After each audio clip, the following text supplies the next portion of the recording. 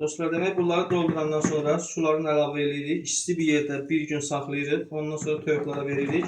Bunları da toyuqlara verən zaman başqa su qatmırıq. Bu su ozu elə bəs edir. Başqa su qatanda bunların tərkibi azalır. Zəhmət olmasa kanala abunə olun. Like qoymağı da unutmayın ki, başqa insanlar da görsünlər, faydalansınlar. Çox sağ olun, təşəkkür edirəm. Elə adam var ki, başokun içine yığanda bunları belə əzmir. Adi doğrayır, soğanı, sarımsağı atır başokun içine. Onun suyu gec çıxır. Yəni effekti gec olur. Amma belə çıxandan sonra, düzəldəndən sonra bunlarda su yaxşı olur, çox olur. Bu da daha çox xeyir verir toyuqlara. Sularımızı belə düzəldəndən sonra isti bir yerdə saxlayırıq bir gün.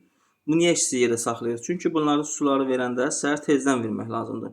Səhər tezdən də verəndə toyuqlara soyuq su vermək ziyandır. Ona görə isti deyəndə yəni belə ilıq bir vəziyyətdə olmaq yaxşıdır ki, səhər-səhərdə içəndə bunlar çox soyuq olmasın. Soyuq su səhər-səhər verəndə toyuqlara yumurta kəsiminə yol açır. Ona görə də suları ilıq vermək lazımdır, normal. Bunları da düzəldərik biz. İlıq bir vəziyyətdə olsun, isti bir yerdə olsun. Səhər-səhər toyuqlara verəcəyik, sabah inşallah içəcək. Sabah da çəkib sizinlə paylaşacağım. Sağ olun, salamat qalın.